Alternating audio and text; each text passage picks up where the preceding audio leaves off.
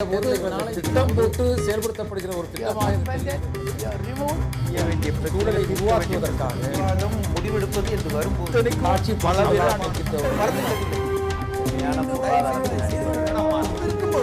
எதிர்த்து பேசிட்டு.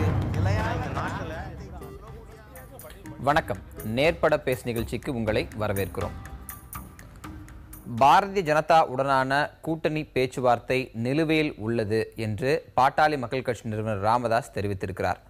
மறுபுறத்தில் அன்புமணி ராமதாஸ் மற்றும் விஜயகாந்த் ஆகியோரை முதலமைச்சர் வேட்பாளராக ஏற்றுக்கொண்டு தேர்தலை கூட சந்திக்கலாம் என்று ஒரு யூகத்தின் அடிப்படையில் பாரதிய ஜனதாவின் மேலிட பொறுப்பாளர் முரளிதர் ராவ் ஒரு நாளிதழுக்கு பேட்டியளித்திருக்கிறார். தேமுதிக மக்கள் நல கூட்டணிக்கு வர வேண்டும் என்று வைகோவும் திருமாவளவனும் அழைப்பு விடுத்திருக்கின்றனர். இப்படி ஒரு சூழ்நிலையில் தமிழகத்தின் கூட்டணி கணக்குகள் எந்த திசையை நோக்கி நகர்கின்றன? தனித்து போட்டி என்று அறிவித்திருக்கக்கூடிய தேமுதிக பாரதிய ஜனதா அல்லது மக்கள் நல கூட்டணி ஆகிய ஏதேனும் ஒரு கட்சியோடு கூட்டணி வைக்குமா? அல்லது பாரதிய ஜனதா பாட்டாளி மக்கள் கட்சி கூட்டணி மீண்டும் மலருமா? அல்லது இந்த கட்சிகள் அனைத்தும் தனித்து தேர்தல் களம் காணுமா என பல கேள்விகள் இதை ஒட்டி எழுந்திருக்கின்றன. நாம் இன்றைய கூட்டணி கணக்குகள் குறித்து இன்றைய நேர்பட பேச அமர்வில் விவாதிக்க இருக்கிறோம். நம்மோடு பாட்டாளி மக்கள் கட்சியைச் சேர்ந்த வழக்கறிஞர் திரு பாலு, விடுதலை சிறுத்தைகள் கட்சியைச் சேர்ந்த திரு ஆளூர் சானவாஸ், பாரதிய ஜனதா கட்சியைச் சேர்ந்த திரு குமரி கிருஷ்ணன் மற்றும் மூத்த பத்திரிகையாளர் திரு பிரியன் ஆகியோர் வந்திருக்கிறார்கள். அனைவருக்கும் வணக்கம். திரு பாலு, உங்களிடமிருந்தே தொடங்குறேன். கூட்டணி பேச்சுவார்த்தை அவருடைய திரு ராமதாஸ் அவருடைய வரியிலே சொல்லணும்னா, எங்களுடன் முன்பு பாரதிய ஜனதா கட்சி கூட்டணி குறித்து பேச்சுவார்த்தை நடத்தியது, அது நிலுவையில் உள்ளது அப்படின்னு சொல்றாரு. அந்த பேச்சுவார்த்தை எப்போது தொடங்கியது, எப்போதிலிருந்து நிலுவையில் இருக்கிறது? கடந்த ஆண்டு நவம்பர் மாதம் இது தொடர்பாக எங்கள் கட்சியினுடைய முதலமைச்சர் வேட்பாளரிடம் பாஜகவினுடைய தலைவர்கள் சந்தித்து பேசினார்கள். அந்த சந்திப்பின் போதே பாட்டாளி மக்கள் கட்சியினுடைய கொள்கை நிலைப்பாட்டை மிக தெளிவாக நாங்கள் எடுத்து சொல்லிவிட்டோம். பாட்டாளி மக்கள் கட்சி தலைமையில் ஒரு அரசியலை இந்த தேர்தலை சந்திப்பதற்கு முடிவெடுத்திருக்கிறது. முதலமைச்சர் வேட்பாளராக பாட்டாளி மக்கள் கட்சி தன்னை முன்னிறுத்தியிருக்கிறது. இதில் எந்த சமரசமும் இல்லை. இந்த கருத்தை ஏற்றுக்கொண்டால் இது தமிழ்நாட்டிற்கு ஒரு நன்மை பயக்கும், பாஜகவிற்கு ஒரு வளர்ச்சியை தரும் என்று நீங்கள் விரும்பினால் நிச்சயமாக வாருங்கள் என்று நாங்கள் அப்பொழுது அழைப்பு விடுத்தோம். அந்த நிலையிலிருந்து எந்த விதமான மாற்றமும் இன்று வரை எங்களிடம் இல்லை. இந்த முடிவு என்பது நாங்கள் அறிவித்து விட்டோம். இந்த முடிவை அவர்கள் ஏற்றுக்கொண்டால் நிச்சயமாக அவர்கள் வரலாம், அதில் எந்த மாற்று கருத்தும் அல்ல. யூகங்கள் அடிப்படையில் இவர்களோடு அவர்களோடு என்று சொல்லக்கூடிய எந்த நிலையாக இருந்தாலும் திமுக அதிமுக அல்லாத இயக்கங்களோடு நாங்கள் அணி சேர தயார், எங்கள் தலைமையை ஏற்றுக்கொண்டால். நிலுவையில் உள்ளது அப்படிங்கிறத இவ்வளவு நாட்கள், அந்த இவ்வளவு நாட்களுக்குள்ள ஒரு பிராக்கெட்ல எழுதணும்னா, தேமுதிக பாரதிய ஜனதா பேச்சுவார்த்தை தீவிரமாக இருந்தது, தேமுதிக பாரதிய ஜனதா கூட்டணி அமைந்துவிடும் அப்படிங்கலாம் இருந்தபோது இது போன்ற விஷயங்களை சொல்லாத திரு ராமதாஸ் தற்போது சொல்லி இருப்பதன் மூலமாக பாட்டாளி மக்கள் கட்சியும் பாரதிய ஜனதாவும் நெருங்கி இருக்கிறது அப்படின்னு புரிஞ்சுக்கலாமா? இல்லை, அப்படி அது போன்ற பேச்சுவார்த்தைகள் எதுவும் சமீப காலத்தில் நடைபெறவில்லை. அது பாஜகவினர் கூட சொல்லுவார்கள். அவர்களுடைய பத்திரிகையாளர்கள் கேட்கக்கூடிய கேள்விக்கு ஊடகங்களில் சொல்லக்கூடிய கருத்தின் அடிப்படையில் சொல்லக்கூடிய செய்தி ஒரு பூர்வாங்கமான பேச்சுவார்த்தையோ அல்லது ஒரு மறைமுகமான பேச்சுவார்த்தையோ எந்த விதமான பேச்சுவார்த்தையும் தற்பொழுது நிகழவில்லை. இதில் பேச்சுவார்த்தை நடத்துவதற்கு பாமகவிற்கு ஒன்றுமில்லை. இதை பாஜக தான் முடிவெடுக்க வேண்டும். நாங்கள் பாட்டாளி மக்கள் கட்சியினுடைய தலைமையை ஏற்றுக்கொள்கிறோம், அன்புமணி ராமதாஸை முதலமைச்சராக ஏற்றுக்கொண்டு தமிழ்நாட்டில் இந்த தேர்தலை சந்திக்க பாஜக முடிவு செய்திருக்கிறது என்று சொல்லிவிட்டால் அதற்கு பிறகு பேசுவதற்கு ஒன்றுமில்லை. இந்த முடிவெடுக்க வேண்டியவர்கள் அவர்கள்தான். இந்த இடத்துல தான் கேள்வி என்னன்னா, பிரகாஷ் ஜவடேகர் இங்க வந்தாரு, முரளிதர் ராவ் வந்தார், தமிழிசை சவுந்தரராஜன் பல முறை சந்திச்சாங்க. இப்படி அங்கிருந்து வந்த பாரதிய ஜனதா தலைவர்கள் எல்லாமே தேமுதிக தலைவர் விஜயகாந்தை தொடர்ச்சியாக சந்திச்சாங்க. ஆனா அவர்களிடம் பதில் வராத சூழ்நிலையில் இப்போது மீண்டும் உங்களை அணுகிறாங்க. விஜயகாந்த் இல்லாதனால் பாட்டாளி மக்கள் கட்சிங்க அணுகுமுறையை பாரதிய ஜனதா மேற்கொண்டிருக்குன்னு புரிஞ்சுக்கலாமா? இல்ல, அதற்கு அது நீங்க சொல்ற பொருளும் உண்டு. இன்னும் சொல்ல போனா பாஜகவினுடைய தமிழ்நாட்டில் இருக்கக்கூடிய தலைவர்களிடமே ஒரு ஒருமித்த கருத்து என்பதே இந்த தேர்தலில் இல்லை என்பதுதான் ஒரு பொதுவான ஒரு கருத்தாக இருக்கிறது.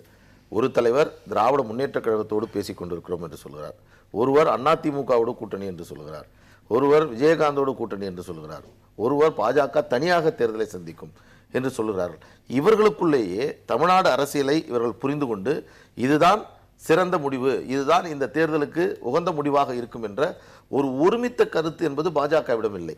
மேல்மட்டத்திலிருந்து வரக்கூடிய தலைவர்கள் ஜவடேக்கராக இருந்தாலும் சரி அல்லது முரளிதராக இருந்தாலும் சரி தமிழ்நாட்டில் இருக்கக்கூடிய தலைவர்களோடு கலந்து பேசுகிறார்கள். ஆனால் இந்த முடிவை நீங்கள் பின்பற்றுங்கள் என்று சொல்லக்கூடிய இடத்திலும் அவர்கள் இருப்பதாக எனக்கு தெரியும். அவங்களுடைய கட்சி பிரச்சனை. எங்களை பொறுத்தவரையில் மிக தெளிவாக நாங்கள் இந்த உறுதியான முடிவுக்கு வந்துவிட்டோம். ஆனால் ஒன்று எனக்கு தெரிகிறது, பாஜக தெளிவான கருத்து இல்லைன்னு சொல்றீங்க. இன்னைக்கு முரளிதர் ராவுடைய பேட்டியில ஒரு சின்ன மாற்றம் ஏற்பட்டதை நான் பாக்குறேன். அந்த கேள்வி அவரிடம் வைக்க வேண்டிய கேள்விதான். ஆனா நீங்க சொல்றதுனால இந்த கேள்வியை சொல்றேன். இவ்வளவு நாள் விஜயகாந்தை முதலமைச்சர் வேட்பாளராக ஏற்பது குறித்து பரிசீலிப்போம், இல்ல ஏற்க மாட்டோம், இப்படிதான் பதில் வந்துட்டு இருந்தது. ஆனா இன்றைக்கு பேட்டியில அன்புமணி அவர்களையும் விஜயகாந்த் அவர்களையும் முதலமைச்சர் வேட்பாளராக கூட அறிவித்து தேர்தலை சந்திக்கலாம் அப்படின்னு சொல்றாரு. அப்ப இந்த நிலை மாற்றத்தை நீங்க பாக்கலையா? இது ஒருமித்த கருத்து ஏற்பட்டுருச்சுன்னு உங்களுக்கு அது இல்ல? அது வந்து அவர்கள் கட்சியில் அந்த முடிவை மறுபரிசீலனை செய்திருக்கலாம். விஜயகாந்தனுடைய கடந்த கால அவருடைய பேச்சு, அவருடைய எடுத்த முடிவுகள், அவர்களோடு நடந்த பேச்சுவார்த்தை, அதில் சுமூகமான ஒரு சூழல் ஏற்படாது என்பதை அவர்கள் புரிந்து கொண்டு எப்படியும் அரசியல் ரீதியாக ஒரு நிலைப்பாட்டை எடுக்க வேண்டும். பாஜக இன்னொன்றை சொல்லியிருக்கிறார்கள், எங்கள் கட்சியில் வந்து முதலமைச்சர் வேட்பாளர் என்பதோ நாங்கள் வழிநடத்துவது என்பதோ இல்லை என்பதை அவர்கள் தெளிவுபடுத்த காரணத்தினால் ஏதாவது ஒரு அணியில் அவர்கள் அணி சேர்ந்துதான் ஆக வேண்டிய நிலைமை இருக்கிறது. அந்த அடிப்படையில் பாமக அவர்கள் தேர்வு செய்திருக்கலாம். ஆனால் பேச்சுவார்த்தை என்பது இருவருக்கும் அது நடக்கவில்லை. இன்னொரு செய்தி, இது ஒரு நல்ல தேர்தல். இந்த தேர்தல் என்பது 2016 என்பது கடந்த 50 ஆண்டுகளாக இருந்த 2 இயக்கங்களுக்கு மாற்றாக ஒரு கொள்கை ரீதியாக ஒரு மக்களை நாங்கள் வழி நடத்தி நாங்கள் அதற்கான விளக்கங்களை கொடுத்து நாங்கள் கொண்டு சென்று கொண்டிருக்கிற போது இயற்கையாக பாஜக தமிழ்நாட்டில் காலூன்ற வேண்டும் என்று நினைத்திருந்தால் இயற்கையாக அவர்கள் பாமகவோடு தான் வந்திருக்க வேண்டும். ஆனால் அந்த தமிழ்நாட்டில் இருந்த தலைவர்களிடம் இருந்த ஒருமித்த கருத்து இல்லாது இல்ல. ஆனா நீங்க உங்களுடைய கடந்த காலங்களில் தனித்தனியாக தேர்தலை சந்தித்தால் தான் அந்த கட்சியோட பலம் தெரியும், அதனாலதான் நாங்க தனியா தேர்தலை சந்திக்கிறோம் அப்படின்னு சொல்லிட்டு இருந்தீங்க. இப்ப பாரதிய ஜனதா எங்களோட சேர்ந்துக்கலாமே அப்படின்னு சொல்லுது என்ன? 2014 நவம்பர் மாதம் சென்னையில் நடந்த பொதுக்குழுலேயே நாங்கள் தெளிவாக சொல்லிட்டோம். எல்லா கட்சிகளையும் நாங்கள் பட்டியலிட்டோம். இன்னும் சொல்ல போனால் ஒரு பாட்டாளி மக்கள் கட்சியினுடைய தொண்டனாக நான் எப்படி பார்க்குறேன்னா, இது போன்ற கூட்டணி அமையாமல் இருப்பது பாமகவுக்கு நல்லதாப்படுது. ஏன்னா பிப்ரவரி மாதம், கடந்த ஆண்டு பிப்ரவரி மாதம் முதலமைச்சர் வேட்பாளராக அன்புமணி ராமதாஸை முன்னிறுத்தியதற்கு பிறகு இருந்த நிலையிலிருந்து பாமக பல மடங்கு உயர்ந்திருக்கிறது. பொதுத்தலங்களில் வெகுஜன மக்களுடைய நம்பிக்கையை பெற்றிருக்கிறது. அன்புமணி என்ற பெயரை மக்கள் எல்லோரும் இன்றைக்கு உச்சரிக்கக்கூடிய நிலைமை ஏற்பட்டிருக்கிறது. எங்களுடைய அரசியல் நிலைப்பாட்டை பல மக்கள், பொதுமக்கள் ஏற்றுக்கொள்ளக்கூடிய நிலைமை எங்களுக்கு உருவாகி இருக்கிறது என்று சொன்னால் அது தனிப்பட்ட முறையில் நாங்கள் பயணித்த இந்த பயணம், இது எங்களுக்கு கிடைத்த பாட்டாளி மக்கள் கட்சி. ஒருவேளை பாரதிய ஜனதாவோட கூட்டணி அமையவில்லை என்றாலும் பாட்டாளி மக்கள் கட்சி தனியாக ஒருவேளை மருத்துவரையா தெளிவா சொல்லிட்டார், வந்தால் மகிழ்ச்சி, வரவில்லை என்றால் மிக்க மகிழ்ச்சி என்று சொல்லி இருக்கக்கூடிய வந்தால் மகிழ்ச்சி, வரலனா மிக்க மகிழ்ச்சி அப்படின்னு சொல்லக்கூடிய நிலையில் விஜயகாந்தும் உங்களை சந்திப்ப மரியாதை நிமித்தமான சந்திப்புன்னு அறிக்கை விடுக்கிறார். பாட்டாளி மக்கள் கட்சியின் நிலைமையும் இப்படி இருக்கிறது. ஆனா நீங்க தொடர்ச்சியாக நாங்கள் கட்சிகளோட பேசிக்கொண்டே இருக்கிறோம் அப்படின்னு சொல்வது பாரதிய ஜனதா கட்சிக்கு தனித்து நிற்கக்கூடிய போதிய பலம் இல்லை அப்படிங்கிறத வெளியில் காட்டக்கூடிய ஒரு செய்தியாக ஏன் பார்க்கக்கூடாது? பாரதிய ஜனதா கட்சி தலைவர்களிடையே ஒருமித்த கருத்து இல்லை அப்படின்ட்டு ஐயா சொன்னாங்க. அதை நான் கடுமையாக மறுக்கிறேன். பாரதிய ஜனதா கட்சி 2014 தேசிய ஜனநாயக கூட்டணி. இப்போது தமிழ்நாட்டில் இந்த தெரு ஓரமாக தாயத்து விற்கிறவன் கீரிக்கும் பாம்புக்கும் சண்டை நடக்கும்னு சொல்லுவான். தாயத்தை தான் விற்பனை பண்ணுவான், சண்டையே நடக்காது. தமிழ்நாட்டை பொறுத்த மட்டும் திமுகவுக்கும் அதிமுகவுக்கும் சண்டை கிடையாது. ஊடகங்களும் பத்திரிகைகளும் அவங்களுக்கு சண்டை இருக்கிற மாதிரி சொல்லுவாங்க. ஆனால் அவங்களோட போட்டி இருக்குது. என்னென்னா, யார் தமிழ்நாடை ஏலத்தில் எடுக்கிறது. மே 16 நாமெல்லாம் தேர்தல்னு சொல்கிறோம். திமுக அதிமுகவை பொறுத்த மட்டும் அது ஏலத்தில் எடுக்கிற நாள் 5 வருஷம் சம்பாதிக்கிறதுக்காக. இப்போ 40% ஊழல் தான் முக்கியமானது. ஒரு 5 ஆண்டில் 6 லட்சம் கோடி ரூபாய் திட்ட செலவாகுது. அப்படின்னா 2,40,000 கோடி ரூபாய் அவங்க லஞ்சமாட்டே சம்பாதிக்கிறாங்க. இதை திமுகவும் சமமா சம்பாதிக்கிறாங்க. 2 வருஷம் வித்தியாசம் கிடையாது. திமுக அதிமுகவுக்கு மாற்றாக 2014 19 விழுக்காடு வாக்குகளை தேசிய ஜனநாயக கூட்டணி பெற்றது. இப்போ நாம் என்ன சொல்கிறோம், உலகத்தில் 3ல் 2 பக்கம் தண்ணி இருக்குன்னு சொல்கிறோம். தண்ணிக்குள்ளே போனாலும் மண்ணு தான் இருக்குது. இந்த 19 விழுக்காடு வாக்குகளில் நரேந்திர மோடியினுடைய செல்வாக்கு தான் இருக்குது.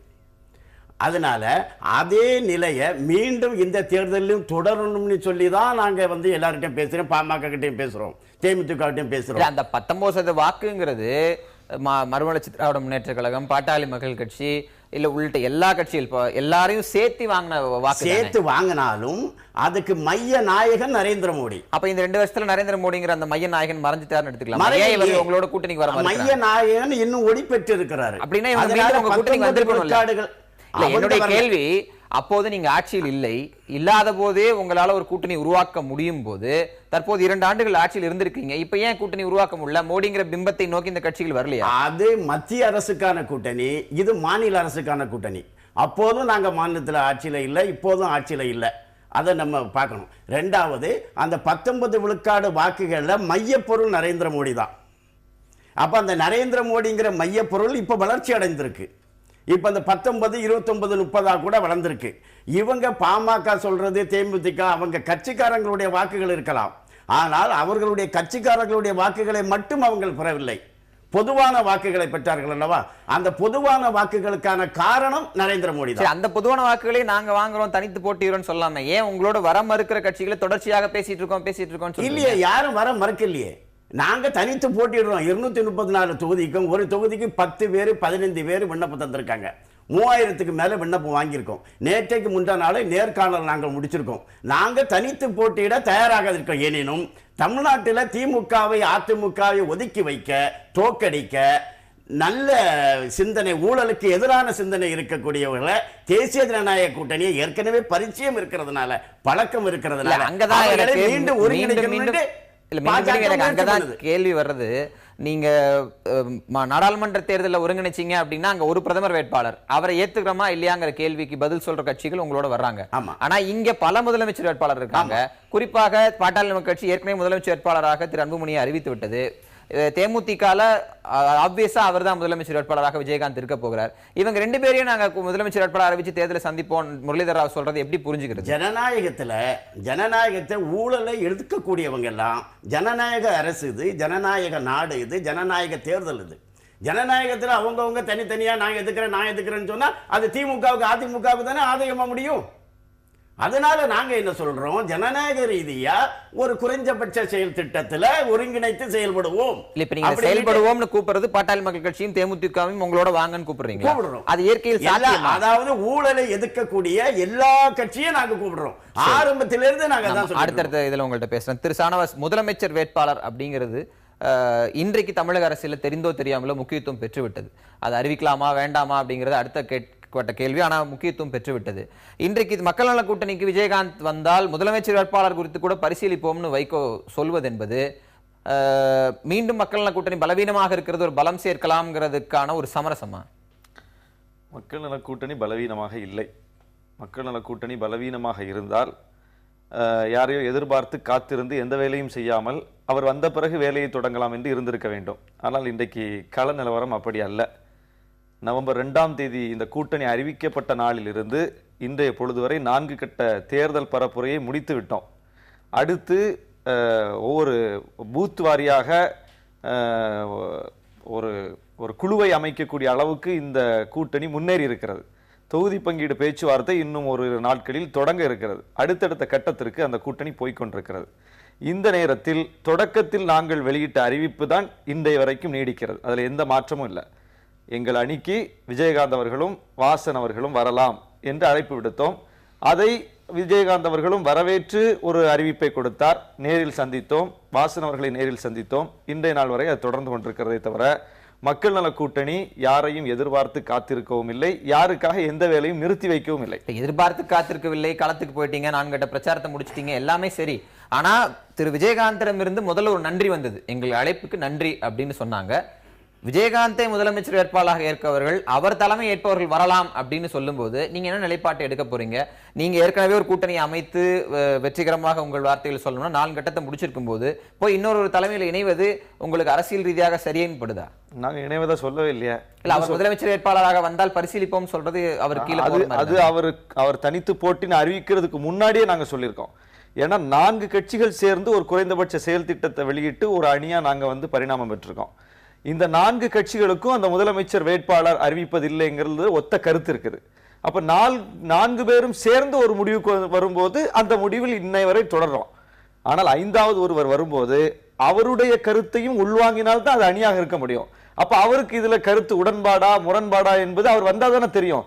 எனவேதான் பரிசீலிப்போங்கிறோம். பரிசீலனை என்பது ஏற்போங்கிற கருத்து கிடையாது. பரிசீலனை என்பது ஏற்றாலும் ஏற்போம், மறுத்தாலும் மறுப்போம், பரிசீலனை தான். அப்ப விஜயகாந்த் அவர்கள் வந்தால் பரிசீலிப்போம் என்பது நாங்கள் ஒரு ஜனநாயகத்தன்மையோடு இருக்கிறோம் என்பதற்கான ஒரு அடையாளம். அவர் வந்தால் அவர் கருத்தையும் உள்வாங்கித்தான் அந்த அணி தன்னுடைய முடிவை வெளிப்பாடு. பாட்டாளி கட்சி பாரதிய ஜனதாவை நோக்கி சொல்வது போன்று வந்தால் மகிழ்ச்சி, வரவில்லை என்றால் மிக்க மகிழ்ச்சின்னு பயணிப்பீங்க. நாங்க களத்துக்கு போயிட்டு இருக்கிறோம். விஜயகாந்த் அவர்கள் வர வேண்டும் என்று விரும்புகிறோம். ஏன்னா விஜயகாந்த் அவர்கள் மிக தெளிவாக அதிமுக வீழ்த்தப்படணும்னு சொல்றார். அதற்கு மாற்று திமுக இல்லை என்றும் சொல்றார். ஏன்னா அப்படி மாற்றாக அவர் திமுக நினைச்சிருந்தா அவர் திமுகவோட உடன்பாடு வச்சிருக்கிறோம். ஊடகங்கள் எல்லோரும் அவர் திமுகவிடம் பேசிக் கொண்டிருக்கிறார், திமுகவிடம் போக போகிறார் என்று சொன்ன போது நாங்க தான் உறுதியாக சொன்னா அவர் போக வாய்ப்பில்லை, அவர் திமுகவோடு சேரவே மாட்டார். அதிமுக வீழ்த்தப்பட வேண்டும் என்பதற்காக அவர் திமுகவிடம் சேருவது, ஏற்கனவே திமுக வீழ்த்தப்பட வேண்டும் என்பதற்காக அதிமுகவிடம் சேர்ந்து அவர் என்ன அனுபவித்தாரோ அதைத்தான் மீண்டும் அனுபவிக்க வேண்டி வரும். எனவே அவர் போக வாய்ப்பில்லைன்னு சொன்ன அது நடந்திருக்கு. அப்போ இது மக்கள் நல கூட்டணியினுடைய கணிப்பு பிரகாரம் தான் இன்றைக்கு களம் அமைந்து கொண்டிருக்கிறது. இன்றைக்கு அவர் தனியாக என்று சொல்லி இருக்கிறார். தன்னை ஏற்பவர் அணியில் சேரலாம் என்று சொல்லியிருக்கிறார். தன்னை ஏற்பதாக இருந்தால் பாரதிய ஜனதா அவரை எப்போதே ஏற்பதற்கு தயாராகத்தான் இருக்கிறது. அவரை மறுப்பதற்கு பாரதிய ஜனதா தயாராக இல்லை. அப்ப பாரதிய ஜனதாவை நோக்கி அவர் அப்படி சொல்வதாக இருந்தால் இப்படி வெளிப்படையாக தன்னை தனியே என்று அறிவித்துவிட்டு பாரதிய ஜனதாவை இழுக்க வேண்டிய அவசியம் இல்லை. பாரதிய ஜனதாவோடு பேசி அவர் அப்படி செய்திருக்க முடியும். அப்ப அவர் தெளிவாக மக்கள் நல கூட்டணியை கருத்தில் கொண்டுதான் மக்கள் நல கூட்டணியோடு இணைய வேண்டும் என்கிற நோக்கத்தின் அடிப்படையில் தான் இப்படி ஒரு முடிவை எடுத்திருக்கிறார். நாங்கள் பேசுவோம். விஜயகாந்த் அவர்கள் மக்கள் நல கூட்டணியோடு இணைந்து 2 பேரும் இணைந்து பயணிப்பதற்கான தேர்தலை எதிர்கொள்வதற்கான வாய்ப்பு பிரகாசமாக இருக்கு. நீங்க இணைந்து அப்படின்னு சொல்றீங்க, அவர் என் தலைமையின் கீழ்ங்கிறாரு. இது ரெண்டும் எந்த இடத்துல சமப்புள்ளிக்கு வரும்? அதாவது அது பேச்சுவார்த்தையில தான் அது வெளிப்படும். என்ன அவரு இன்றைக்கு வாக்கு வங்கி அடிப்படையில் இந்த 4 கட்சிகளை ஒப்பிடும்போது பெரிய கட்சி, ஒரு எதிர்கட்சி தலைவராக இருந்தவர், அதிகப்படியான சட்டப்பேரவை உறுப்பினர்களை பெற்றவர், அதை அவர் ப்ரூவ் பண்ணியிருக்காரு. அப்ப அவருக்கான மரியாதையை இந்த கூட்டணி வழங்கித்தான் ஆகணும். அதுல இல்ல எங்களுக்கு ஏற்பதான் நீங்க அதுல இடம் பிடிக்கணும்னு நாங்க சொல்ல முடியாது. ஏன்னா அவர் அதை நிரூபித்திருக்கிறார். இந்த 4 கட்சிகளை விட அவர் வலிமை வாய்ந்த கட்சி, அதை யாரும் மறுக்க முடியாது. அப்போ இந்த அணிக்கு அவர் வரும்போது அதிகப்படியான தொகுதிகளில் போட்டியிடக்கூடிய வாய்ப்பு இருக்கிறது. அதெல்லாம் அந்த அணியில் அவர் தன்னை இணைத்துக் கொள்கிறேன் என்று சொன்ன பிறகு பேச வேண்டிய விஷயங்கள். சரி, நம்ம தொடர்ந்து பேசலாம். திரு பிரியன், அது 2 விஷயம் இருக்கு. ஒன்று பாரதிய ஜனதா, பாட்டாளி மக்கள் கட்சி, தேமுதிக இவர்களோடு நடந்து கொண்டிருக்கக்கூடிய கூட்டணி கணக்கில் சொல்லப்படுற விஷயங்கள். இன்னொன்று மக்கள் நல கூட்டணி தேமுதிகவோடது. முதல்ல பாரதிய ஜனதா, பாட்டாளி மக்கள் கட்சி 2 கட்சிகளுக்கு இடையிலான அந்த கூட்டணி வரும்போது முரளிதர் ராவ் சொல்றது அன்புமணி அவர்களையும் விஜயகாந்த் அவர்களையும் முதலமைச்சர் வேட்பாளராக அறிவித்து கூட நாங்க தேர்தலை சந்திப்போம் அப்படின்றாரு. இதுக்கு பல பாலிசிகள் ஏற்கனவே இருக்கிற ஃபார்முலாக்கள் சொல்லப்பட்டாலும் தமிழக களத்தில் அது யதார்த்த களத்தில் சாத்தியமாகுமா? அதாவது பாஜக ஒன்று அன்புமணியோட சேர்ந்து தேர்தலை சந்திக்கணும், அதாவது பாமகவோட சேர்ந்தது. பாஜக, தேமுதிக, பாஜக அந்த மாதிரி கூட்டணி. இந்த 3 கட்சியும் ஒரே அணியில் இருக்கிறதுக்கான சாத்தியம் இனிமேல் கிடையாது. அதாவது ஒருத்தரை நீங்கள் முதலமைச்சர் வேட்பாளராக ஏற்றுக்கணும், எதர் அன்புமணி ஆர் தேமுதிக. அன்புமணி ஏற்றுனீங்கன்னா பாமகவோட போங்க, விஜயகாந்த் ஏற்றுனீங்கன்னா நீங்கள் தேமுதிகவோட போகணும், அவ்வளோதான். அதுதான் இது. ஏன்னா பாமக கன்சிஸ்டண்ட்டாக இருக்காங்க. கிட்டத்தட்ட 1 வருஷத்துக்கு மேலே அவங்க அன்புமணியை முதல் வேட்பாளராக அறிவித்து அவங்க ரொம்ப தூரம் போயிட்டாங்க. அவங்க இனிமேல் அவங்க பின்னாடி திரும்பி பார்க்க முடியாது, பார்த்தா அவங்க ஓட் பேங்க் கீழே போயிடும். அதனால் இனிமேல் நீங்கள் இவங்களுக்கு பாஜக இருக்கிற ஒரே வழி they have to go with Anbumani. அவரை ஒரு சிஎம் கேண்டிடேட்டாக ஏற்றுன்னு போகணும், இல்லை பாமகவை மறந்துட்டு தேமுதிகவை போகணும். எது பெட்டர் அட்வான்டேஜ்னு அவங்க பார்ப்பாங்க அவங்க. ஏன்னா அவங்களும் கொஞ்சம் டெஸ்பரேட்டாக தான் இருக்காங்க. ஏன்னா ஒரு நேஷனல் பார்ட்டிக்கு தமிழ்நாட்டில் ஸ்டேக்ஸ் ரொம்ப கம்மி இந்த ஸ்டேட் எலெக்ஷன்ஸில். அதனால் அவங்களுக்கு ஏதாவது இந்த தேர்தலில் ஒரு 10 இடமாவது நம்ம அசம்பிளிக்கு போகணும்னு நினைக்கிறாங்க. ஸோ அதற்கான முயற்சிகளில் அவங்க ஈடுபடுவாங்க. ஆனால் இந்த 2 கட்சிகளும் சேர்ந்தா ஒரு 10 இடம் வருமா உங்களுக்குன்றதுனால அடுத்த கேள்வி அது. இல்லை, நான் சொல்லிடுறேன், நீங்கள் அப்புறம் சொல்லுங்கள். ஸோ அது மாதிரி நேஷனல் பார்ட்டிக்கு ஸ்டேக்ஸ் கம்மியாக தான் இருக்குது. அது காங்கிரஸுக்கும் நான் அப்ளை பண்ணுறேன் அதை. ஸோ பாஜக either they have to go with DMDK or PMK. அது அவங்க டிசைட் பண்ணிக்கணும். நான் சொல்லிட்டப்ப நீங்கள் சொல்லுங்க சார், உங்கள் கருத்தை நீங்கள் சொல்லுங்க. நான் சொல்கிறேன், என்னோட கருத்தை நான் சொல்கிறேன். ஸோ இதுதான் அந்த பாயிண்ட். அவங்க இன்னும் கொஞ்ச நாள்ல அவங்க முடிவெடுப்பாங்கன்னு நினைக்கிறேன். நீங்க பாமக கன்சிஸ்டன்டா இருந்திருக்கு அப்படிங்கிறது இன்றைக்கு தமிழக அரசுல ஒரு முக்கியமான விஷயம் தான். எந்த கட்டத்திலயும் அவங்க பின்வாங்கல. ஆனா அதே சமயம் இன்னைக்கு பேச்சுவார்த்தை நிலுவையில் இருக்கு அப்படின்னு திரு ராமதாஸ் அவர்கள் சொல்வது கூட்டணிக்கு பேசினாங்க அப்படிங்கிறதுக்கான ஒரு தார்மீக பதில் அப்படின்னு எடுத்துக்கிறதா, கூடுதல் பலம் சேர்ப்பது அப்படின்னு எடுத்துக்கிறதா, இல்ல வேற எப்படி இதை புரிஞ்சுக்கிறது? இல்லை, இப்போ பாமகவும் தன் தலைமையில் அன்புமணியை சிஎம் கேண்டிடேட்டாக ஏற்றுக்கிற யாருமே எங்கள் கட்சிக்கு, எங்கள் கூட்டணிக்கு வரலான்னு அவங்க சொல்லிட்டாங்க, ஏற்கனவே சொல்லிட்டாங்க. ஸோ அந்த அடிப்படையில் அவங்க பாமக ஒரு கூட்டணி ட்ரை பண்ணும்போது வந்தால் அவங்களுக்கு அது ஒரு, ஏன்னா இப்போ அவங்களுக்கு இதுவரையும் எந்த கட்சியும் பாமகவோட ஒரு கூட்டணியில் வரல. ஸோ பாஜக வந்து அவங்களுக்கு ஒரு கூடுதல் பலம் தானே அவங்களுக்கு. ஸோ அவங்க வந்து இப்போ அதற்கான பலம் சேர்க்க தங்களுடைய அணிக்கு பலம் சேர்க்கறதுக்கான ஒரு முயற்சியில் வந்து பாஜக ஈடுபடுறது வந்து அது பாமக ஈடுபடுறது வந்து தெரிஞ்ச விஷயம் தான். அதில் பாஜக வந்து எண்ணிக்கை அரசியல் பண்ணல. நாங்கள் தமிழ்நாட்டில் ஊழலை எதிர்த்து தமிழ்நாடு வளர்ச்சிக்கான அரசியல் பண்ணுறோம். யாரெல்லாம் திமுக அதிமுக ஊழலை எதிர்க்கிறாங்களோ அவங்கெல்லாம் ஒன்று சேரணும். அதிலேயும் தேசிய ஜனநாயக கூட்டணியில் ஏற்கனவே தெரிஞ்சிருந்தவங்க சேர்ந்து வாங்கன்னு சொல்றோம். ஏன் இணையக்கூடாது? ஜனநாயகங்கிறது ஒன்னோட ஒண்ணு இணையதுதான். மத்தியில கூட்டணி ஆட்சியில இருக்கிறது 32 கட்சிகளை வச்சு வாஜ்பாய் ஆட்சி நடத்தலையா? இல்ல அதெல்லாம் சரி. அதிமுக திமுக எதிர்க்கிறவங்க பாரதிய ஜனதா கட்சி கூட தான் வரணும்னு என்ன கட்டாயம் இருக்கு? ஐயா நான் சொல்றேன். ஏன்னா தேசிய ஜனநாயக கூட்டணியில் ஏற்கனவே இணைஞ்சு இருந்தவங்க. ஏன்னா திமுக அதிமுக எதிர்க்கிறாங்க. அதனால அவங்க வரணும்னு நாங்க கேட்கிறோம். தேமுதிகவையும் கேட்கிறோம். ஏன் வைகோவையும் தான் அழைக்கிறோம். பொதுவாக தேசிய ஜனநாயக கூட்டணியில யாரெல்லாம் இணைஞ்சு இருந்தாங்களோ, மோடியினுடைய வாக்குகளை யாரெல்லாம் பெற்றார்களோ அவர்களெல்லாம் ஒருங்கிணைய வேண்டும். தமிழகம் உருப்படணும், ஊழல்ல இருந்து விடுபடணும் அப்படிங்கிற எண்ணத்தில் நாங்க அழைக்கிறோமே ஒழிய எங்களுக்கு 10 சீட்டு 15 சீட்டு வரணுங்கிறதுக்காக நாங்க யார்கிட்ட ஒண்டிக்கணுங்கிறதுக்காக நாங்க போகல. அப்படிப்பட்ட அரசியல் செய்கிறவங்க அல்ல நாங்க. நாங்க தமிழகத்துக்காக வளர்ச்சிக்காக ஊழலை எதிர்க்கிறதுக்கு வாங்கி கூப்பிடுறோம். திரு பிரியன், சீட்டுகளுக்காக நாங்க கூட்டணி அமைக்கல, ஊழலுக்கு எதிரான ஒரு வலுவான கொள்கையின் அடிப்படையில் கூட்டணி அமைக்கிறோம் அப்படின்னு பாரதிய ஜனதா தரப்புல சொல்லப்படுது. இது நீங்க எப்படி பாக்குறீங்க?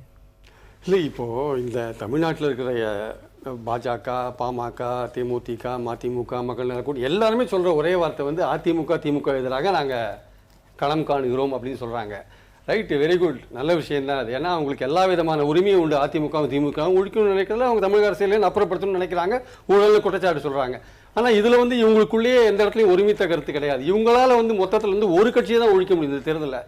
இந்த மக்கள் நல கூட்டணி ஆகட்டும், அல்லது பாமக தலைமையில் அமைய போகிற கூட்டணி அமைஞ்சிருக்கிற கூட்டணி ஆகட்டும், இல்லை விஜயகாந்த் தனி அமைச்சாலாகட்டும், எந்த விதமான கூட்டணி எதிர்பக்கம் அமைஞ்சா கூட இந்த கூட்டணிகள்லாம் சேர்ந்து கூட இந்த எலெக்ஷனில் வந்து நீங்கள் தேர்தலை சந்தித்த பிறகு உங்களுக்கு வெற்றியோ தோல்வியோ நீங்கள் தொடர்ந்து நீங்கள் வந்து அடுத்த எலெக்ஷன் வரையும் நீங்கள் உறுதியாக இருந்தால் தான் மக்கள்கிட்ட உங்களுக்கு ஒரு நம்பிக்கை வரும் ஆக்சுவலாக வந்து. ஏன்னா நீங்கள் இதுக்கு முன்னாடி இந்த காலகட்டத்தில் பல கட்சிகளோடு நீங்கள் இதே 2 கட்சிகளோடு நீங்கள் கூட்டணியில் இருந்துட்டீங்க. ஸோ முதல்ல நீங்கள் நம்பிக்கை ஏற்படுத்தணும் மக்கள்கிட்ட. நாங்கள் வந்து இந்த 2 கட்சிகளை எதிர்க்கிறதுக்கு வந்திருக்கோம், இனிமேல் நாங்கள் அந்த கட்சிகளோடு என்றைக்குமே சேர மாட்டோம், இதுதான் நாங்கள் சந்திக்கிற முதல் எலெக்ஷன். அப்படி பார்த்தீங்கன்னா பாட்டாளி கட்சி 1 வருஷத்துக்கு முன்னாடி ஆரம்பிச்சாங்க. அந்த மக்கள் நல கூட்டணி கிட்டத்தட்ட ஒரு 4 மாசம் பண்ணிருக்காங்க. அது வந்து இதான் முதல்ல எந்த கட்சியும் நாடாளுமன்ற தேர்தலில் அதை பத்தி பேசிட்டு இருக்காங்க. 96ல அது மாதிரி தான் மதிமுக வந்தாங்க. பட் எப்படி என்னாச்சு நம்ம பார்த்தோம் நம்ம. சோ அதனால வந்து அப்புறம் அவங்க பருவடி கூட்டணி அது இதுன்னு மாறி மாறி வந்துட்டாங்க அவங்க. இல்ல கடந்த காலங்கள்ல மாறின ஒரு சூழல்ங்கிறது அதுக்கான விளக்கத்தை நிறைய அவங்க கொடுத்துட்டாங்க. எல்லாமே விளக்கம் கொடுக்கலாம். பட் ஆனால் நீங்க மக்கள்கிட்ட ஒரு நம்பிக்கை உருவாக்கணும் இல்லையா? எந்த கட்சியும் வந்து திமுகவுக்கு அதிமுகவுக்கு மாற்றுன்னு ஒன்று வரும்பொழுது நீங்க ஒரு நம்பிக்கையை உருவாக்கணும். அது வந்து ஒரு தேர்தலில் நீங்க உருவாக்க முடியாது. நீங்க இந்த தேர்தலில் நீங்க உங்களுக்கு வெற்றியோ தோல்வியோ நீங்க சந்திக்கணும். களத்தை முடிச்சிருங்க களத்தை நீங்க சந்திங்க. இந்த தேர்தலை பொறுத்த மட்டும் போட்டியினோ திமுக அதிமுக கள நிலவரம் அது. நீங்க அது நீங்க உங்களுக்கு பிடிக்காத இருக்கலாம், ஆனா யதார்த்தம் அல்ல. சார் இருங்க சார், நான் பேசுறது கொடுங்க. நான் பேசுறது கம்ப்ளீட் பண்ண விடுங்க. நீங்க உங்க கருத்தை பேசுங்க. அப்புறம் இந்த தேர்தலை பொறுத்த மட்டும் கள நிலவரம் போட்டி திமுக அதிமுக தான். நான் இந்த அணிகள்லாம் முடியாத ஒரு விஷயம் என்ன அப்படின்னா கடந்த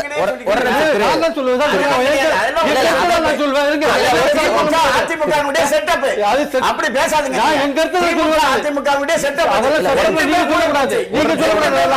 நீங்க சொல்லக்கூடாது. இதுவரையும் இந்த எல்லா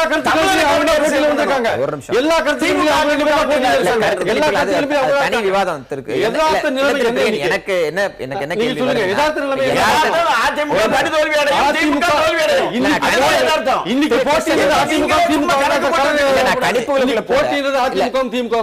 அந்த இடத்துல தான் என்னுடைய கேள்வி வருது. ஒரு பெர்ஸ்பெக்டிவ் 2 கட்சிகளும் வந்து பாரம்பரியமாக பல ஆண்டுகளாக இங்க இருந்து ஆட்சி செய்த கட்சிகள், கிளை அளவுல அவங்களுக்கு ஆட்கள்லாம் இருக்காங்க அப்படிங்கறதெல்லாம் தாண்டி ஒரு எதிர்ப்பு அலையை கிட்டத்தட்ட 1.5 வருஷமா கூட எதிர்க்கட்சியால் உருவாக்கவே முடியல. கொஞ்சம் கூட அந்த நிலைமை மாறவே இல்லைன்னு சொல்றீங்க. நிச்சயமா சமீபத்தில் இருந்த எல்லா கருத்துக்களும் அதுதான் சொல்லுது. உருவாக்க முடியல இன்னும், அதான் உண்மை. வேணா இனிமே இந்த எலெக்ஷனுக்கு அப்புறம் ஒன்றுபட்டு இருந்தாங்கன்னா அந்த அணிகள்லாம் உருவாக்கலாம். ஆனா இந்த எலெக்ஷன்ல வந்து நிச்சயமா வந்து போட்டி இன்னும் அதிமுகவும் திமுகவும் தான் சார் போட்டி. அது யார் ஜெயிப்பாங்க யார் தோப்பாங்க அடுத்த கட்டம் நிலைமைதான் யதார்த்த நிலைமை அதுதான் இன்னைக்கு. ஏன்னா நிச்சயமா அவரோட பதில கேட்டு மற்ற கட்சிகள்ல வந்து செட்டப் கருத்து இது இல்ல.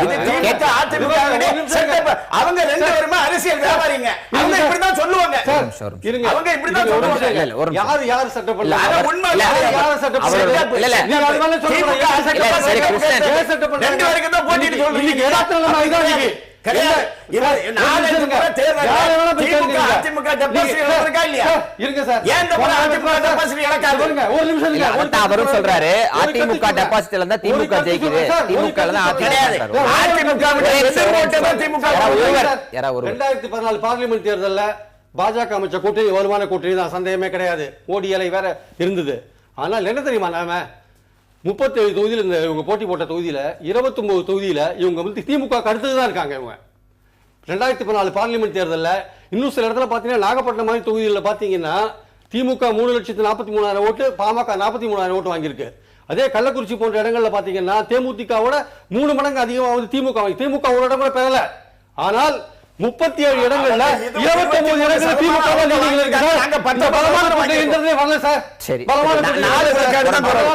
திமுக போட்டி நான் சொல்றேன்.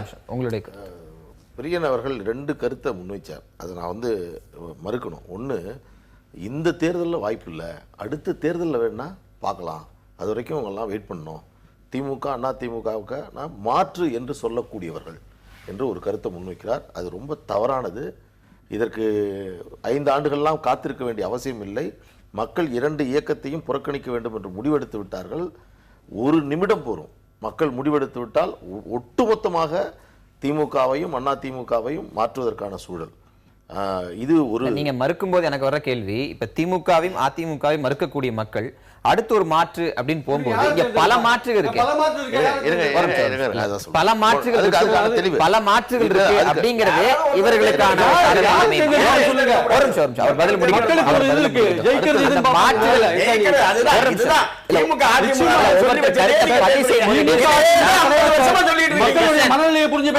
அவருடைய கருத்தை இடையூறு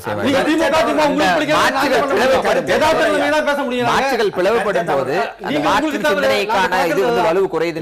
இது ஒரு கருத்து. இன்னொரு கருத்து அவர் என்ன சொல்றாருன்னா, இந்த தேர்தல் என்பது திமுகவுக்கும் அண்ணா திமுகவுக்குமான போட்டிமா என்று சொல்வதும் தவறானது.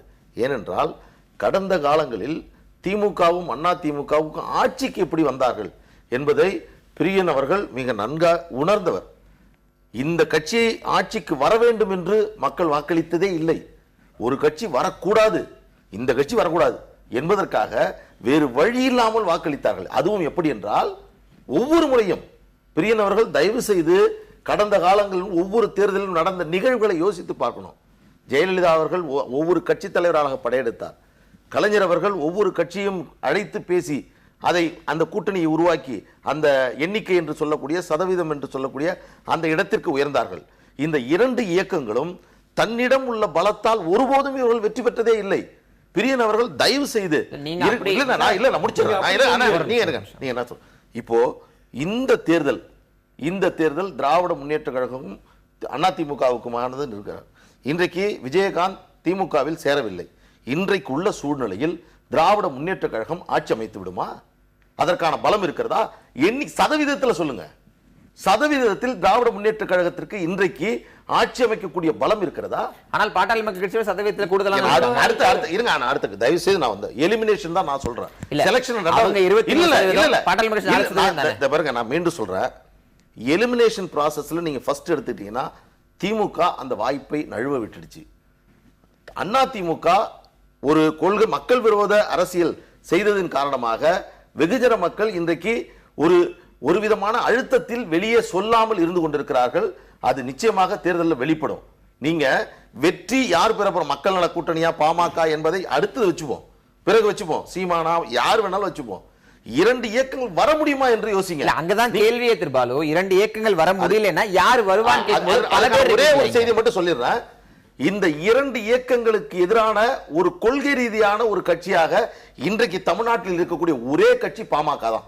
எந்த அடிப்படையிலனா, நாங்க நவம்பர் மாதம் 2014 எங்க பொதுக்குழுல ஏற்றின தீர்மானம், கல்கியில கூட அந்த தீர்மானத்தை போட்டாங்க. நான் சொல்றேன், அந்த தீர்மானம் என்ன சொல்லுதுன்னா, ஏன் பாமக இந்த முடிவை எடுக்கிறது, எதற்காக? எங்களுக்கு எண்ணிக்கையினால் நாங்க அந்த முடிவு எடுக்கல. நாங்க வந்து ஒரு சாதாரண விஷயத்துக்காக எடுக்கல. திமுகவும் அண்ணா திமுகவும் 50 ஆண்டுகளாக தமிழ்நாட்டை மாறி மாறி இவர்கள் ஆட்சி செய்து விட்டார்கள். இதற்கான மாற்று உருவாக வேண்டும் என்று சொன்னால் ஒரு உறுதியான தலைமை வேண்டும், ஒரு உறுதியான கட்சி இருந்தால் தான் முடியும். அது சொல்லிடுறேன். அந்த அடிப்படையில் பாமக இந்த விஷயத்தை எடுக்கிறது. பாஜக நண்பர் சொல்றார், ஊழலுக்கு எதிராக என்று அப்படி சொல்லக்கூடிய பாஜக எந்த அடிப்படையில் திமுகவோடும் அண்ணா திமுகவோடும் பேசிக் கொண்டிருக்கிறோம் என்று யார் சொன்னா பேசிக் கொண்டிருக்கிறோம்? சுப்பிரமணிய அது கருணாநிதி அரசியல் விட்டு அப்புறப்படுத்துகிறது தான் சுப்பிரமணிய சாமி சொன்னாரு. இல்ல இலகணேசன் பேட்டியில அந்த விஷயம் இருந்தது. திமுக அதிமுகவோடும் பேசல.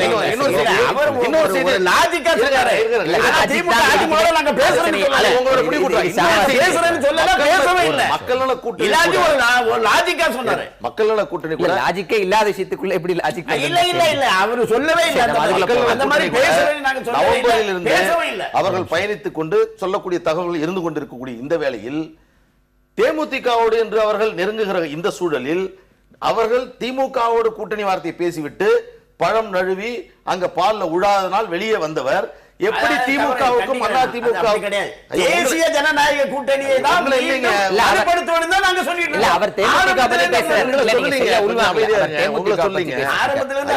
பேசுறாரு. அவர் தேமுதிக பத்தி தேமுதிகவை சொல்ற திமுக இல்லங்கறனால அவர்கள் எப்படி திமுக அண்ணா திமுகவுக்கான மாற்று என்ற அடையாளத்தை மக்கள் நல கூட்டணி பெற முடியும்?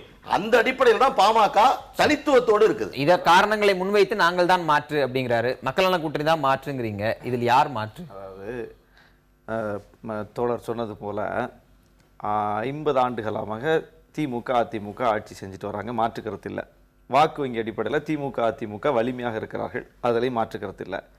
இந்த 50 ஆண்டு காலமாக திமுகவும் அதிமுகவும் சட்டப்பேரவை தேர்தலில் தனித்து நின்று ஆட்சியை பிடித்திருக்கிறார்களா, அந்த வாக்கு வங்கியை நிரூபித்திருக்கிறார்கள்ங்கிறது மிகப்பெரிய கேள்வி. இன்றைக்கு யாரெல்லாம் திமுகவோடும் சேரமாட்டோம் நாடாளுமன்ற தேர்தல் விதிவிலக்கு. நான் சட்டப்பேரவை தேர்தல் பத்தி தான் பேசிட்டு இருக்கோம். அப்ப வரப்போறது நாடாளுமன்ற தேர்தல் கிடையாது, வரப்போறது சட்டமன்ற தேர்தல். தமிழ்நாடு அரசியல் வரலாற்றில் திமுகவும் அதிமுகவும் ஒரே ஒரு சட்டப்பேரவை தேர்தல் கூட தனித்து சந்திக்கிறது. என்னுடைய கேள்வி என்னன்னா, அதிமுக தரப்பில் சொல்வது நாடாளுமன்ற தேர்தலில் யார் பிரதமர் அப்படிங்கும் போது இங்க இருக்கிற அதிமுகவை திமுக மக்கள் பார்க்க மாட்டார்கள் அப்படின்ற ஒரு விதி இருந்துச்சு. ஆனால் அதை மாற்றி நாடாளுமன்ற தேர்தலில் கூட அதிமுகவே தேர்ந்தெடுக்கப்பட்டது. அதிமுக ஜெயிச்சதுக்கு சார் மோடி நாங்க வந்தா கூட மோடிக்கு தான் ஓட்டு போடுவோம்னு சொன்னாங்க. இல்ல அப்படி சொல்லி தான் அதிமுக எம்பி கேட்டாரு, ஓட்டே கேட்டாரு. அதாவது அது அதிமுக, அது மோடியினுடைய ஓட்டு. அது அதிமுக மோடிக்காக மறைமுக பிரச்சாரம் பண்ணுச்சுன்னு சொல்றீங்களா? ஆமா, அவங்க பின்ன மோடி பிரதமரை வரக்கூடாதுன்னு சொன்னாங்களா? மோடியை விமர்சனம் பண்ணாங்களா? விமர்சனம் பண்ணாங்க. மோடியா லேடியாங்கிறது ஒரு நாள், அது ஒரு நாள் பேச்சு. ஆனால் அதிமுக வாங்கிய ஓட்டெல்லாம் பாஜகவினுடைய திருட்டு ஓட்டு. 2014 இதை மறுப்பதற்கு யாரும் இல்ல. மோடியை எதிர்த்தாங்களா?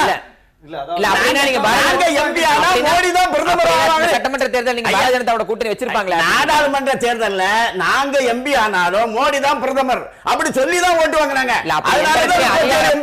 பிரச்சாரம் இல்ல, அதிகாரப்பூர்வமற்ற விஷயங்கள் அதிகாரப்பூர்வமற்ற விஷயங்கள் அவையில பதிவு பண்ண அனுமதிக்க முடியாது. எந்த இடத்திலையும் அதிமுக ஒரு வார்த்தை கேட்டது அதிமுக வாங்கின ஓட்டு பிஜேபி ஓட்டு. 50 ஆண்டு கால கள நிலவரத்தை வச்சு நம்ம பேசணுமே தவிர ஒரே ஒரு நாடாளுமன்ற தேர்தலை வச்சு சட்டமன்ற தேர்தலை பார்க்க கூடாது. நான் சட்டமன்ற தேர்தல் வரலாற்றை வச்சு பேசுறேன். அப்ப இதுவரையிலும் கூட்டணி இல்லாமல் அனைத்து தொகுதிகளிலும் போட்டியிட்டு இந்த வெற்றியையும் இந்த வாக்கு வங்கியையும் இந்த 2 கட்சிகளும் நிரூபித்தது கிடையாது. வரலாறே அப்படி இல்லை. எல்லா கட்சிகளும் இன்றைக்கு யார் யாரெல்லாம் அதிமுக திமுகவை நிராகரித்து விட்டு தனியாக நிற்கிறோமோ, வெளியே வந்து நிற்கிறோமோ, இவர்கள் எல்லோரும் எங்களுடைய வாக்கு வங்கியையும் சேர்த்து அவர்களிடம் கொடுத்துத்தான் அவர்கள் இவ்வளவு நாளும் ஆட்சியில் அமர்ந்திருக்கிறார்கள். இந்த தேர்தல் அதை சவாலாக முறியடிக்கிறது. எப்படின்னா உங்க கட்சிக்கு போடப்பட்ட ஓட்டு அவங்க ஓட்டு தானே. எத்தனை தொகுதியில வேட்பாளர் அவங்க ஓட்டு தான் வாங்கினாங்க? தொகுதியில சார் எல்லா தொகுதியிலும் சொல்லுங்க. உங்களுக்கு டிஎம்கே ஓட்டு உங்களுக்கு ட்ரான்ஸ்ஃபர் ஆச்சு இல்ல? ஏடிஎம்கே ஓட்டு ட்ரான்ஸ்ஃபர் ஆச்சு இல்ல? உங்களுக்கு தொகுதியை வச்சு ஆட்சி பிடிக்க முடியுமா? உங்க மதிமுக ஓட்ட வச்சு விட்டுறாங்க. அதுதான் எல்லாம் ட்ரான்ஸ்ஃபர் ஓட்டுறாங்கல. உங்களுக்கு உங்களுக்கு அவங்க ஓட்டு அவங்க அத கவனிங்க. இல்ல எது பெரிய கட்சி அவங்க ஓட்டு உங்களுக்கு வந்திருக்கும். அதுதாங்க அது அதிமுக திமுக அவங்க ஓட்டு உங்களுக்கு வந்திருக்கும்ல. இதுல என்னன்னா முக்கியமா பார்க்க வேண்டியது, அந்த கட்சியோட சேர்ந்தா நீங்க சொல்ற மாதிரி வாக்கு வங்கி அவங்களுக்கு 22 விழுக்காடு இருக்கு, எங்களுக்கு 5 விழுக்காடு இருக்குன்னு வச்சுங்க. இதை போய் சேர்த்தா எம்எல்ஏ ஆக முடியும். நல்லா தானே தெரியுது. ஏன் நாங்க அது எம்எல்ஏ கட்சி தொடங்கி இருக்கிறதே சட்டமன்ற உறுப்பினர் ஆகிறதுக்கு தான்.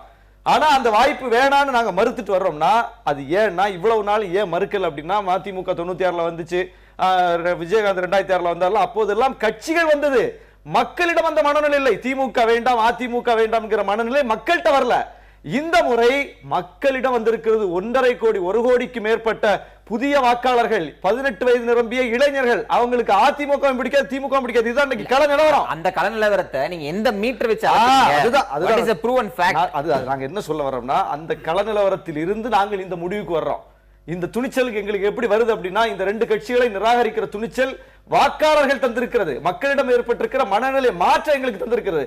அதை நாங்க அட்ரஸ் பண்றோம். அதுல நாங்க கட்சிகளை பெருக்கி வலிமையா அந்த மக்களுக்கு நம்பிக்கை ஊட்டணும்னு நினைக்கிறோம். பாமக தனியா நிக்குது, பிஜேபி இன்னைக்கு தனிமைப்படுத்தப்பட்டிருக்கிறது. நிற்பது அந்தந்த கட்சியோட உரிமை, கூட்டணி உரிமை. அதுக்குள்ள எந்த விமர்சனத்தை வைக்கல, தனித்து போட்டியிடவே முடியாது, சாத்தியமில்லை அப்படின்லாம் சொல்லவே இல்லை. மாற்றுங்கிற விஷயம் எல்லாம் சரி. ஆனால் மக்களிடம் அந்த எதிர்ப்பு மனநிலை வந்திருக்கிறத எப்படி நீங்க நிரூபிக்கிறீங்க? எந்த அடிப்படையில்? மிக முக்கியமான விஷயம் தெரியல. அந்த மாதிரி ஒரு இது தெரியலையே, எந்த கணிப்பிலே தெரியலையே. அதாவது நீங்க மக்கள்கிட்ட இன்னைக்கு மனநிலை மாற்றம் ஏற்பட்டிருக்குன்னா, அவர்கள் மிக தெளிவாக இந்த ஆடம்பர விஷயங்கள், திமுக அதிமுக செய்யக்கூடிய ஆடம்பர விஷயங்கள், பெரிய அளவுல விளம்பரம் கொடுப்பது, ஒரு படோடோபமான அரசியல், இதுல ஒரு பெரிய விரக்தி ஏற்பட்டிருக்கு, மக்களுக்கு அதிருப்தி ஏற்பட்டிருக்கு. 2வது ஊழல்.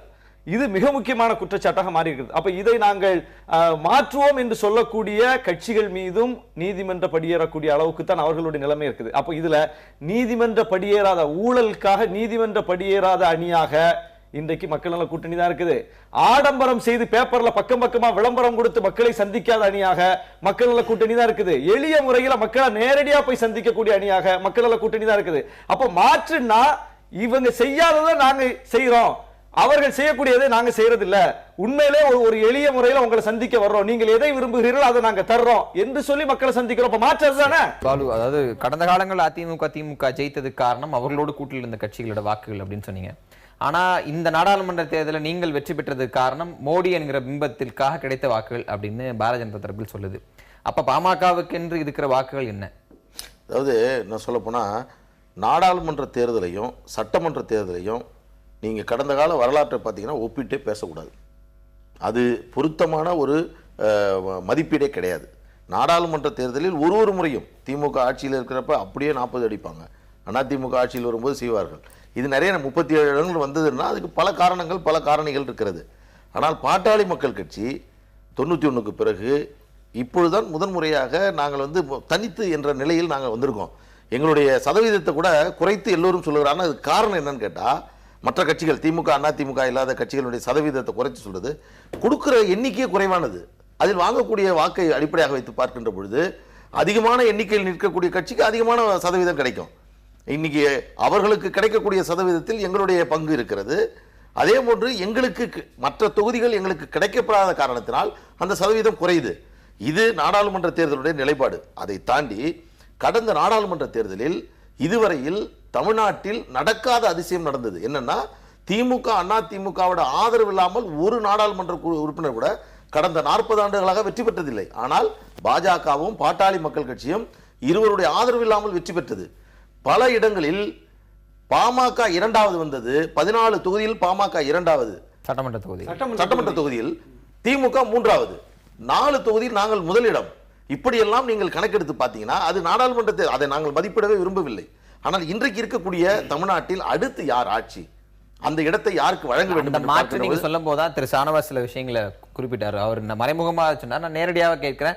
திமுக அதிமுக கொடுக்கக்கூடிய விளம்பரங்கள் அளவிற்கு திரு அன்புமணி ராமதாஸ் அவர்களுக்கும் பத்திரிகையில் விளம்பரம் கொடுக்கப்படுகிறது. ஊழல் குற்றச்சாட்டு குறித்த ஒரு வழக்கில் இன்னும் அவர் நீதிமன்றத்தை நாடிக்கொண்டிருக்கிறார். இப்படி ஒரு சூழல்ல இந்த விஷயங்கள்ல இருந்து கூட நாங்க மாறி இருக்கிறோம். அப்ப நீங்க மாற்றுன்னு முழுமையாக சொல்ல முடியாதுன்னு சொல்றாரு. இந்த வழக்குக்கான விவரங்களை நாங்கள் பலமுறை சொல்லிட்டோம். அது ஒரு பிரச்சாரமாக அவங்க முன்வைக்கிறாங்க, அது அவங்க வச்சுட்டு போட்டோம். அது மக்கள் முடிவு செய்து விடுவார்கள். ஊழல் யார் செஞ்சாங்க, யார், எங்களுடைய வழக்கு என்ன, அது எதற்கான வழக்கு, எந்த அடிப்படையில் அந்த வழக்கு எத்தனை ஆண்டுகளுக்கு பிறகு தொடரப்பட்டது, அதனுடைய அரசியல் பின்னணி என்ன என்பதெல்லாம் மக்களுக்கு நன்றாக தெரியும். இந்த விளம்பரத்துக்காக செய்கிறாங்கன்னு சொல்கிறாருல்ல, அதுதான் எனக்கு வினோதமாக இருக்கிறது. ஒரு தேர்தல் வருகின்ற பொழுது அந்த தேர்தலில் வெற்றி பெற வேண்டும் என்பதற்காக 4 பேர் சேர்ந்து வாக்கிங் போகிறாங்க. அதையே விளம்பரம் செய்யக்கூடிய இவர்கள் இன்னொரு கட்சி விளம்பரம் செய்யறத நாங்க உங்களுக்கு தான் கேட்கணும். வாக்கிங் போறதுங்கிறது எளிமையான ஒரு விஷயம். பல கோடி ரூபாய் செலவு பண்ணி பத்திரிகையில விளம்பரம் கொடுக்கிறதுன்றது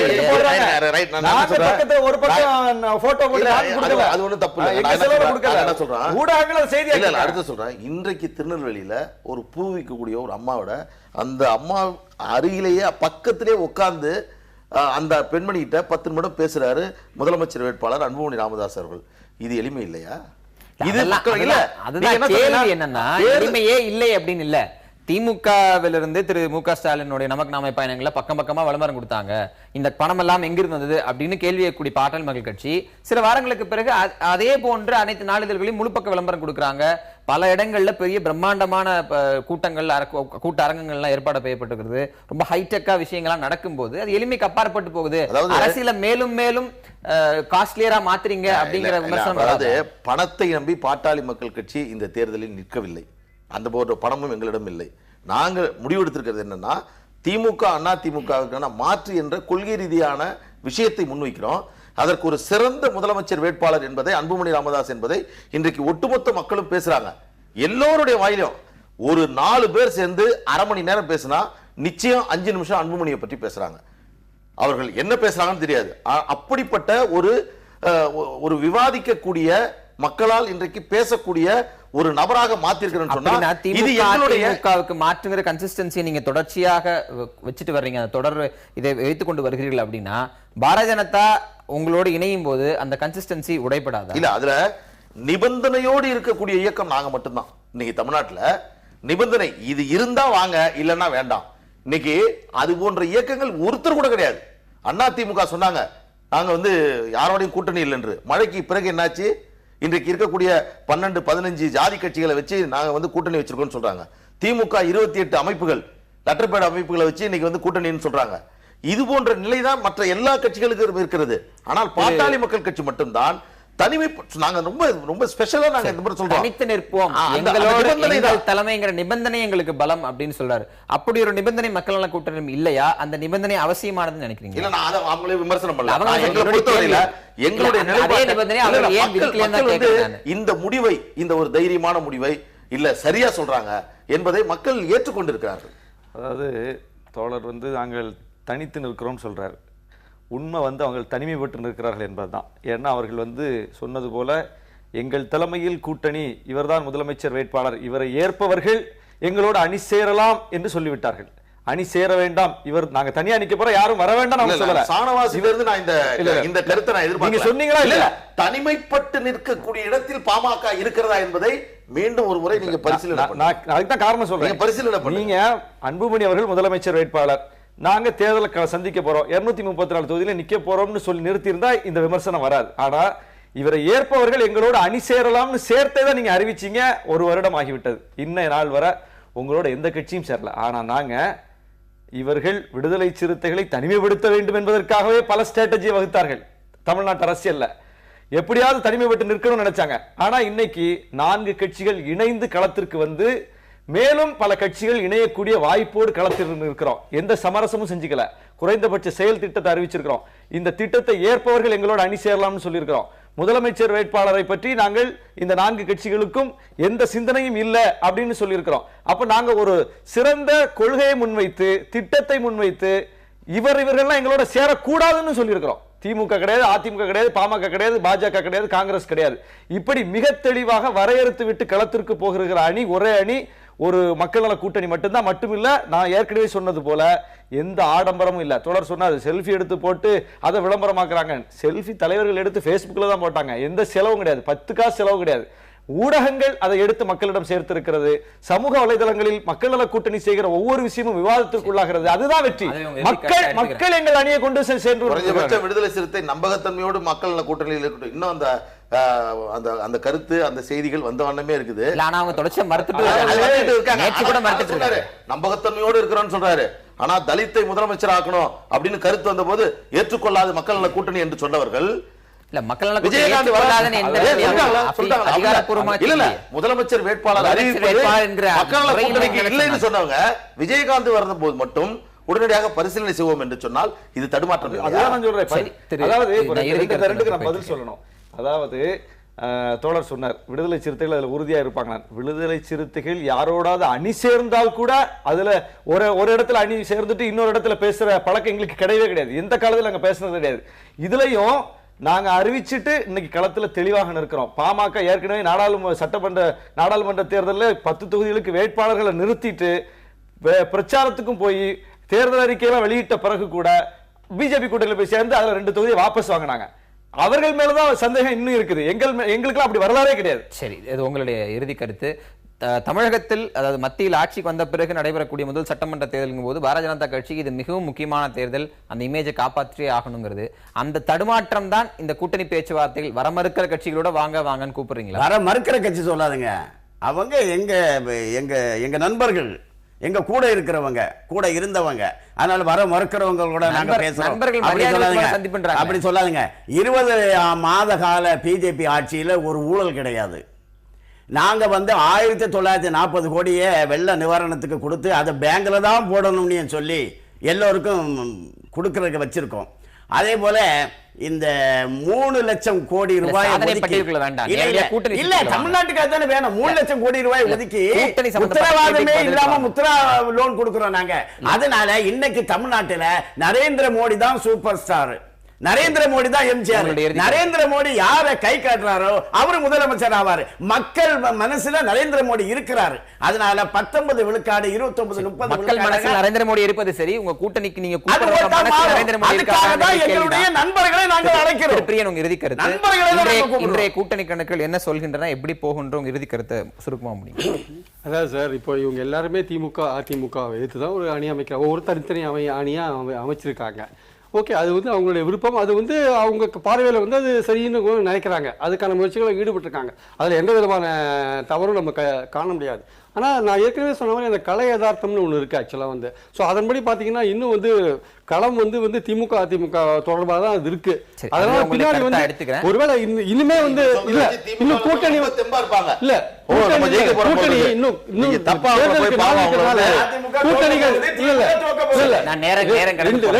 நீங்க ஒரு போர்க்களத்துல 2 முனையை உருவாக்க முடியாது. நீங்க கூட்டணிகள்லாம் சேர்ந்து உங்களுக்கு ஒரு எதிரியை தான் நீங்க தோற்கடிக்க முடியும். அந்த எதிரி நீங்க தீர்மானிச்சுக்கோங்க யார் தோற்கடிக்கிறீங்க.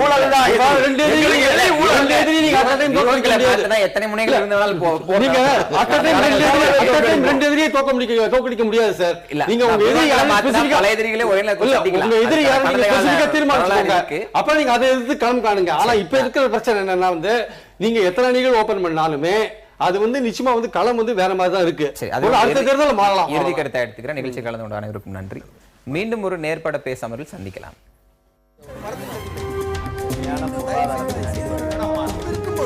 எதிர்த்து பேசிட்டு